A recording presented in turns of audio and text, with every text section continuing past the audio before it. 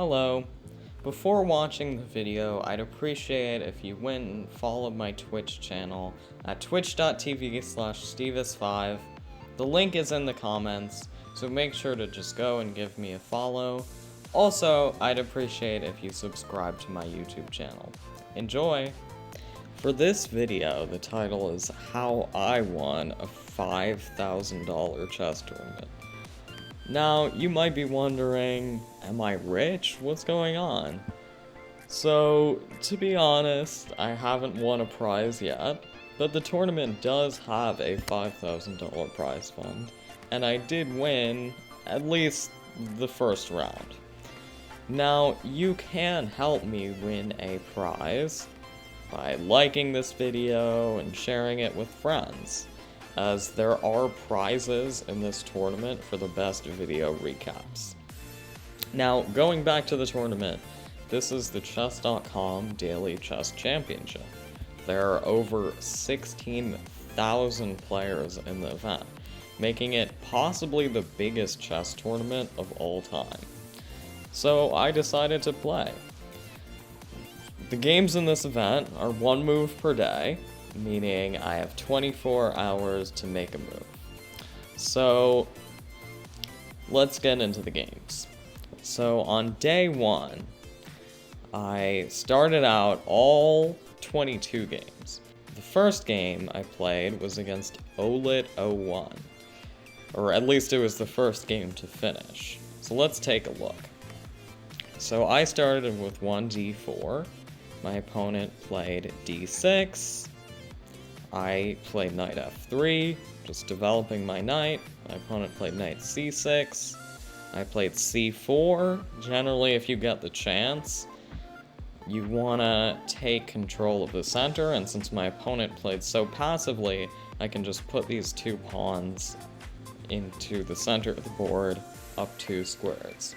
So my opponent plays e5. They want to try to strike in the center. I play knight c3. Just developing another piece. My opponent took. I took back with the knight. They took.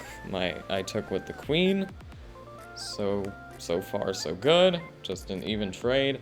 My opponent played knight f6. I played g3.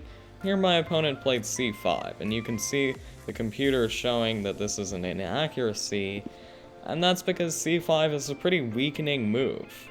This opens up a lot of squares for my pieces, particularly this d5 square is now very powerful because my opponent can never play c6 to stop me from putting a piece there. So the immediate threat, though, is my queen. c5 attacks the queen, so I had to move it away. I played queen d1, my opponent played bishop e6, and now I played bishop g2, setting a little trap. If you want, you can pause the video and try to figure out the trap I'm setting here. So my opponent played the move bishop takes c4, and this looks like it wins a pawn. Just free pawn, right? Actually, not quite. Here I play the move queen a4 check, and now I'm attacking the bishop and attacking the king. Just a simple fork, double attack, and there's really nothing my opponent can do. The king is the most important piece in chess, so they must save the king. So they can block by playing a move like queen d7, but then I just take the bishop for free. And so in the game they played b5, and they're trying to be tricky, because this does attack the queen. And if I move the queen away, then they've achieved their goal. They've saved both the bishop and the king. But here I can simply capture the pawn with my knight, and now when they take back, I take with my queen. And this position's still very strong because my bishop has vision on the rook on a8. So even if they play a move like knight d7 here, I just take the rook, and I'm up an exchange, or a bishop for a rook. So in the game they played queen d7, which is a mistake. This only makes things worse because now I play the move bishop c6, pinning their queen to their king, and this is very bad for them. They played a6, but I just take the queen with check, so they don't have time to take my queen. They took back, I played queen c6, attacking the rook. They played rook b8, I played bishop f4, just getting another piece into the attack, hitting the pawn. My opponent played bishop e7, I capture the pawn, and now, to make things even worse, my opponent played the move rook b6, stepping into queen c8 check. And it looks like rook b6 actually wins material. If I didn't have a check here, queen a8 or queen c8, then this would pick up the bishop because I would have to move the queen and give up the bishop. But I do have queen c8, my opponent plays bishop d8, and now bishop c7, and I'm just taking advantage of the pin. And the final mistake from my opponent was rook c6, thinking that they're pinning the bishop to the queen, but I can simply take on d8 with my queen, and this is checkmate, because the king has nowhere to go. So far so good. On day 1, I'm able to win this game, start with 1 out of 1. Now, moving on to day 2, let's take a look at this game from day 2. I was playing black against Loretto Flash. So my opponent, as you can see, plays 1e4. I played d5, the Scandinavian. My opponent plays e5. And already this is really a suboptimal way to play against the Scandinavian. It gives black an immediate advantage. And I played bishop f5.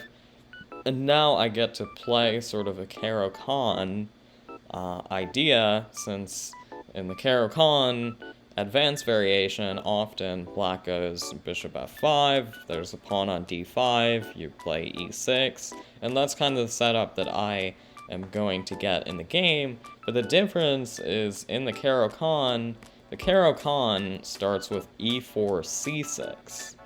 And in a lot of Caro-Kann advanced positions, the whole goal for black is to play c5, because white plays d4 in a lot of these positions, and black wants to put pressure on the center.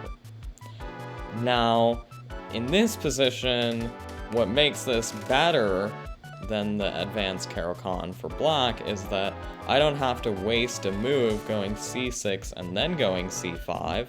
Later on, I can just go c5 right away. So my opponent played d4, I played e6, h3, and I just got to play c5.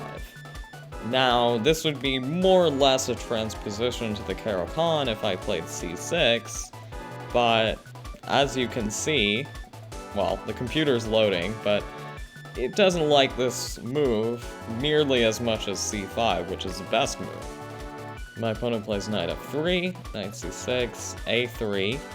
Now I go queen b6, just threatening to take on d4, and my opponent takes, bringing another piece into the attack for me, and now my bishop is attacking f2. So my opponent plays queen e2 to defend. I go rook d8, just bringing the rook to the center to support d4, d3 ideas. My opponent plays knight c3, I play d4. My opponent goes knight e4. And here I take, and play d3. And this is very strong because now my opponent is likely going to take on d3, but when they do that, I get to capture on f2, and now their king can no longer castle, because once the king is moved, it can't castle. And this puts them in a tough position. And in the game, they actually took with the pawn, which is not the best move. I took on f2, my opponent played king d2, I played knight a5, which is a mistake, as you can see. According to the computer, there may have been a more accurate way to play, but the idea is simply to go for knight b3, forking the king and the rook. So my opponent played queen a4, I blocked, my opponent goes b4, Here I just gave a check. My opponent moved their king. I gave another check. And they took my knight. Takes. And the reason black is better here is that white's king is just so open. And I have the chance to attack their king. So they went bishop e2. And now I decided to just play king e7. With the idea that I want to go knight h6 and bring my other rook into the attack. And again, the computer doesn't consider this to be the most accurate way to play, but I thought it was interesting, and I'm not necessarily playing against the toughest opponent who's going to punish me for every mistake that I make.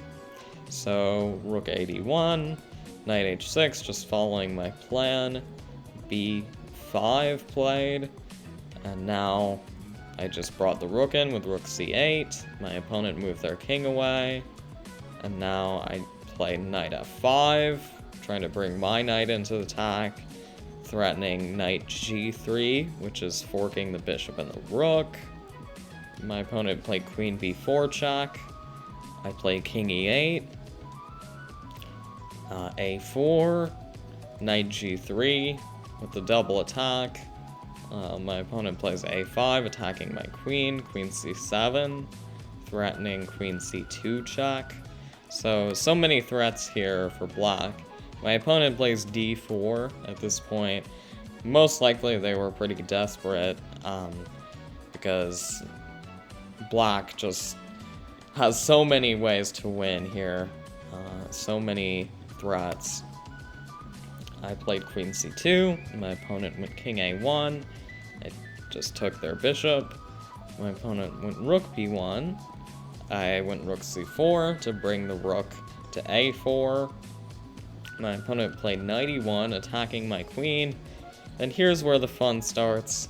I played bishop takes d4, my opponent played rook b2, and here I play the move rook takes b4, and this actually looks like a slight mistake, because I take my opponent's queen, yes, but they also get to take my queen. Sorry. But they also get to take my queen. And if we're going back, there are other moves to avoid that happening. For example, just bishop takes b2, and this is actually another way to checkmate, because after queen takes b2, there's rook a4, and this is checkmate. But what I did in the game is equally sufficient. I played after rook b2, I played rook takes b4. My opponent took my queen, I took on b2, and checkmate. Sort of a nice little checkmate. The knight, bishop, and rook are just smothering the white king. And even if they had gone king b1, this is still checkmate, because it cuts off the escape square on a2. So, on day 2, I continued to do well. I made it to 5 out of 5, continuing to win a bunch of games. So now let's take a look at a game from day 3. Now, this game was played against DMax48Q. I had the white pieces. I played 1d4, d5, bishop f4, the London system. My opponent played bishop f5, I played e3, knight c6, knight f3, knight f6, c4, e6, knight c3, bishop b4, rook c1, knight e4, then c takes d5, takes. All pretty normal so far, no side has a clear advantage out of the opening. Bishop d3, castles. My opponent went a6 here, queen c2, a5.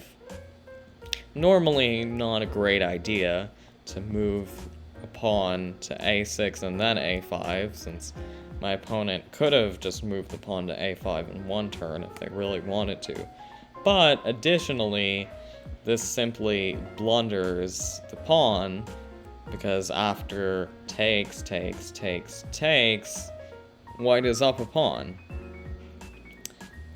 White comes out ahead from that trade, and my opponent plays f5, attacking the queen. I play queen e6, and here I went knight e5 with ideas of knight f7, rook f6 played, but I can play knight f7 anyway because it's check, so my opponent has to take. And they played queen h4, I went queen takes c7, just grabbing a pawn. And here I was able to find kind of a nice tactic to finish things off. You can pause the video and try to find it yourself if you like.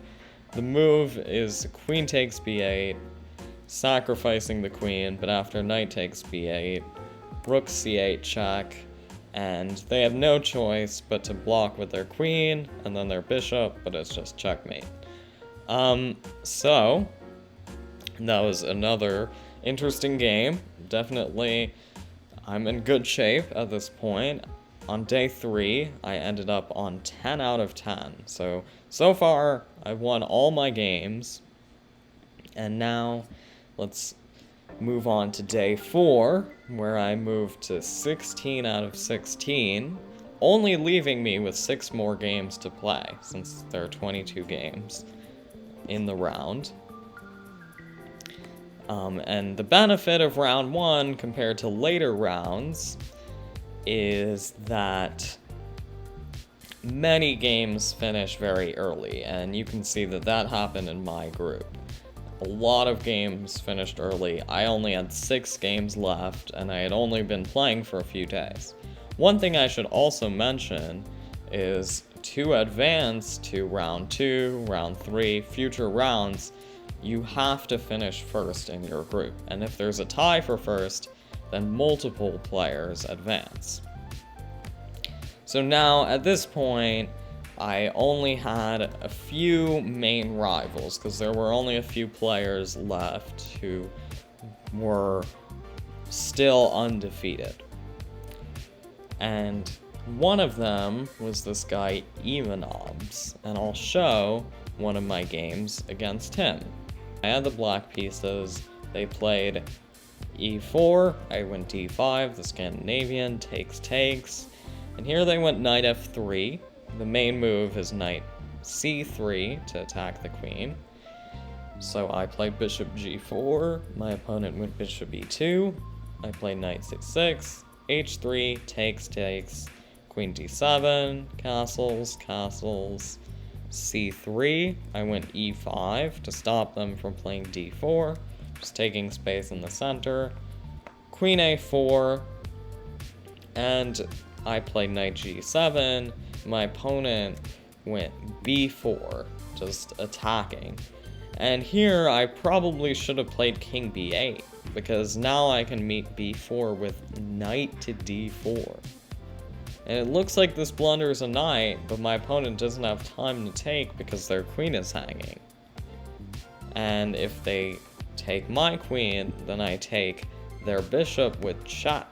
So they have to take back, and now I take, and from this exchange, I haven't won anything, but my pieces are well placed. They have double pawns. I have this nice center pawn. So essentially, black is just better here. So I played knight g7, they went b4, and here I went a6 to stop them from striking right away. They did it anyway, but now I'm able to play knight a7, just pinning this pawn so that they can't take on a6. They went queen e4, I took on b5, a4, I went queen to b6. They played d3. I went knight a to c6, bishop e3. And here, I would have been doing very well if I just played queen b2, because now after knight d2, I can just take on c3, and I am now up 2 pawns, because they already gave up the pawn on b5 earlier in the game. So that was a better option. In the game I played queen a5. My opponent played rook c1. I went f5, attacking the queen c4, knight d5, knight d2, takes, queen c5, take, bishop takes c6, and this is the final blunder because now I got to play the move bishop takes c3, and they have to move the king, but they lose the knight, which also attacks the rook, so essentially no matter what, they're losing material.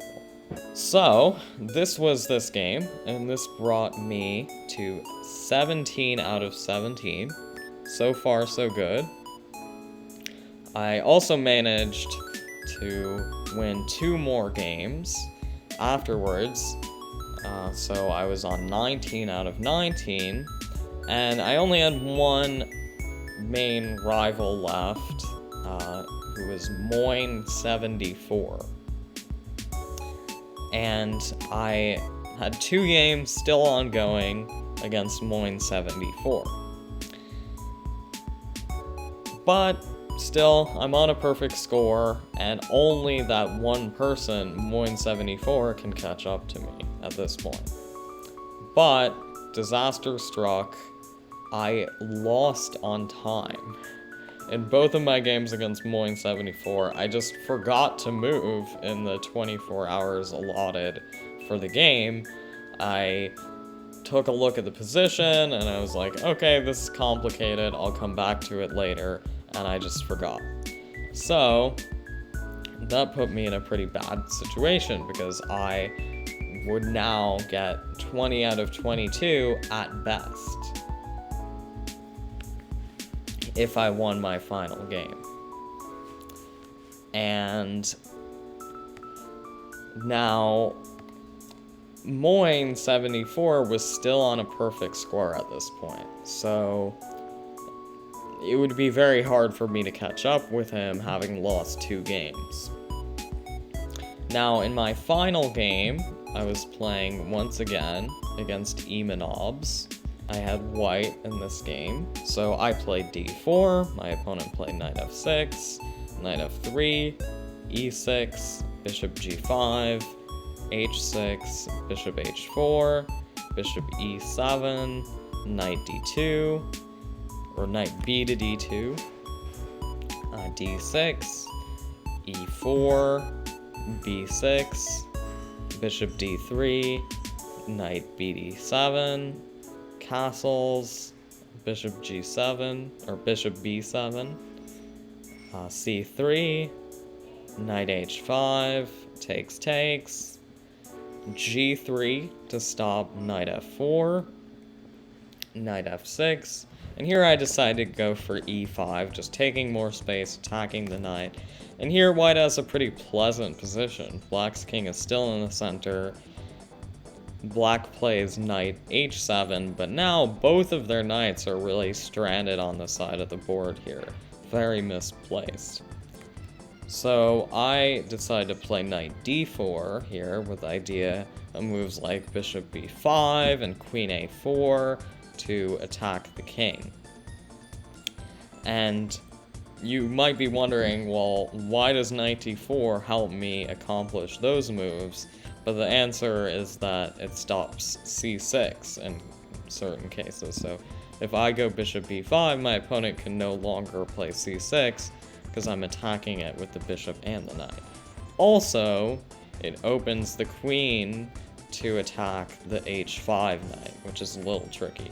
So my opponent plays g6, defending their knight. I go bishop b5, my opponent plays king f8, and here I go f4, trying to attack. My opponent plays rook d8, queen e2, and king g7, and this is one of the critical points in the game.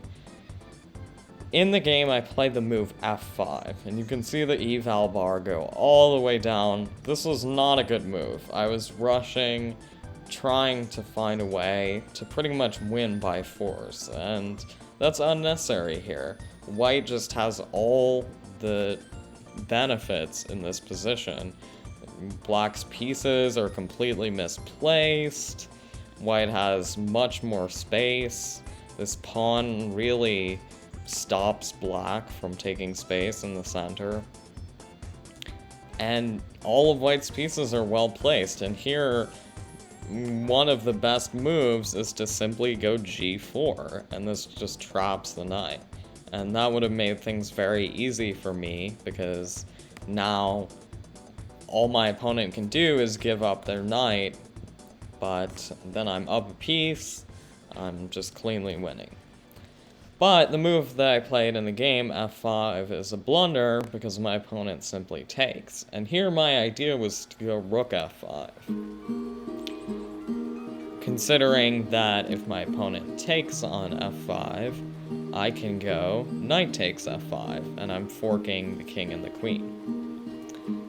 But the issue, and I guess I should also mention that I'm threatening rook takes h5 here, so if my opponent makes some random move, then I can take their knight, and they can't take back because of this fork idea. So this is also very tricky. But the issue with all of this is that my opponent can simply take my knight, just removing the defender of my rook. And now, when I take back, they just take my rook, and they won a piece. Luckily, I can take their knight, which still keeps me in the game, but as you can see from the computer evaluation, black is just completely winning here because all my pieces are misplaced. And queen b4 really takes advantage of that, because it attacks the bishop, it attacks the knight, and it attacks both of these pawns. So this is really a quadruple attack, which is pretty rare. The queen is a very powerful piece, but it's not so often that it's able to attack 4 things at once. So, I play bishop c4 here with a little trick. If my opponent takes my knight, I go queen takes f7, checkmate, haha. So, my opponent probably didn't want to get checkmated, so they defended by playing rook f8. I played rook d1 to defend my knight. My opponent went knight g5, and this is actually a mistake because the computer says that the best move here is to go h4, and it's pretty simple. You just want to attack the knight, and when the knight moves away, you're gonna take this f5 pawn and try to put pressure on the king. But in the game, I played queen e2 because I wanted to be careful about all these loose pawns. However, this doesn't defend the b2 pawn, and my opponent just took. I went queen d3 to defend d4. My opponent played knight e4, and I played g4, trying to make things messy, since my opponent can't take on account of knight takes e4. And maybe this isn't the best move, but I just wanted to try to make things confusing for my opponent. They played rook g8, I captured the pawn, and they played king f8 check. Very rare that you give a check with your king. I went king f1, and here the computer shows that this position's just completely winning. There are a couple of moves here. Rook g2 is the best move, which, honestly, it's kind of an insane move to see. It looks like you're blundering your rook, but the idea is that if you capture, then black has knight c5 check. Discovery on the king, and also attacking the queen. This additionally just threatens to take on d2, so this is completely winning. However, in the game, my opponent played knight takes d2, and I just capture back with the queen, and now there are no checks for my opponent. My king is surprisingly safe. Or at least no checks besides bishop g2, which is what they played, but now there are actually no checks. Well, technically queen takes d2 is a check, but I just took back, so now I'm in no danger. And white is actually better in this endgame. Okay, so at this point I've finished all my games. the tournament is over for me, and if you remember, Moin74 is my main competitor, and he has the chance to win the group ahead of me if he manages to win 20.5 out of the 22 games, because my final score was 20 out of 22.